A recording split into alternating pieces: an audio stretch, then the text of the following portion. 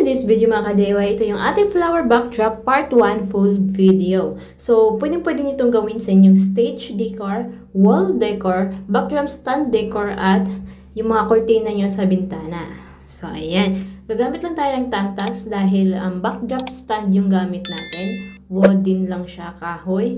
So, ayan. Nakalagay na tayo ng base natin, yung color white. Then, ipapatong na natin yung ating tablecloth na color baby pink at Barbie pink. So, ayan. So, sa center yung ating Barbie pink. Side to side naman yung light pink. So, gagamit tayo ng panali.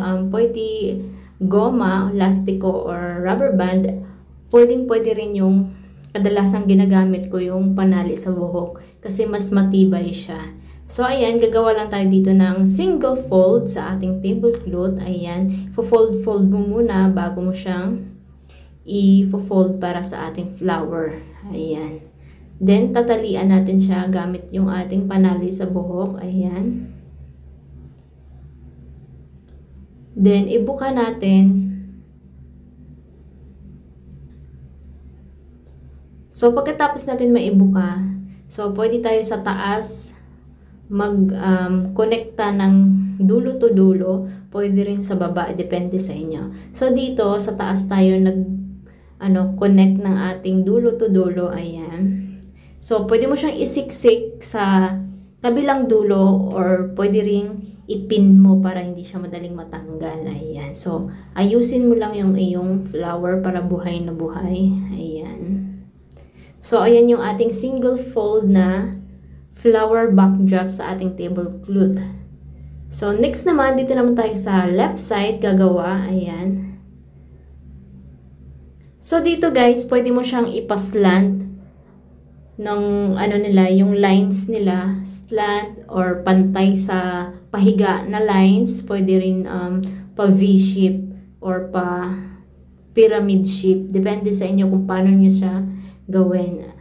Yung style niya. Dahil nga may nagtatanong kung paano daw gawin yung flower sa ating stage decor or sa kurtina sa bintana. So, ito na po yung ating tutorial kung paano siya gawin. Yes po, perfect na perfect to sa inyong mga okasyon sa bahay. Gawin nyo ito sa inyong mga kurtina sa bintana. Ayan. Kung wala naman kayong bintana na ganyang kahaba yung mga kurtina, pwede naman DIY kayo sa inyong wall. So, next naman, dito tayo sa double fold natin. So, dito, gagawa lang tayo ng dalawang fold. So, kanina, single fold. So, dito sa second design natin ay double fold. So, dalawang folds yung gagawin natin. So, talian lang muna natin yung unang fold. Ayan. Then, magfo-fold ulit tayo ng isa pa.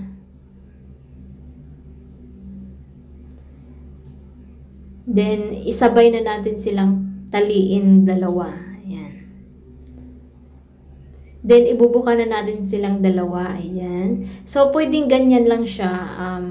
Natural look lang. Pwede rin pa-zigzag.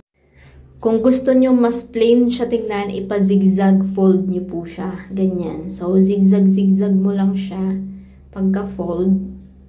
Ayan. For more videos, guys, katulad nito ang ating mga backdrop. So, visit my YouTube channel.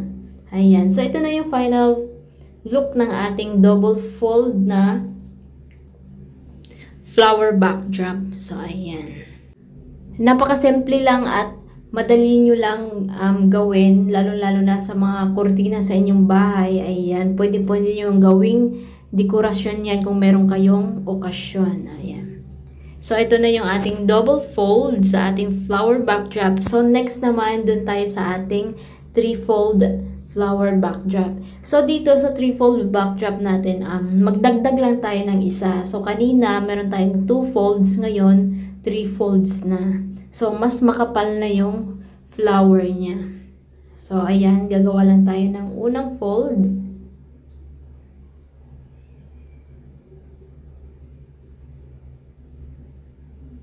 Pagkatapos, magfo-fold ulit tayo ng pangalawa.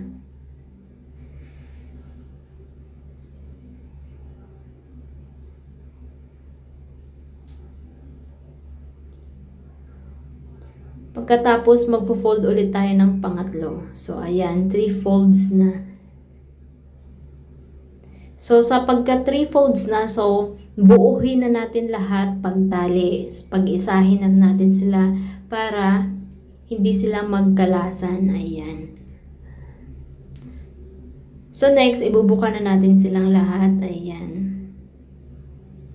So, pwedeng natural look, pwede rin yung pa-zigzag kung gusto nyo. So, depende lang sa inyo kung paano nyo siya gawa ng style. Pa-zigzag ba or natural look. So, dito naman, pwede mo siyang ganyan, pahiga yung lines niya. Yung mga folds niya, pwede ring pa tayo or pa straight. So, i-twist mo lang yung flower mo para patayo siya. So, hindi ko na siya napakita dito, pero meron tayong video nito, yung 2 colors, hanapin nyo na lang. So, nakatayo yung kanyang pagka-fold. Ayan.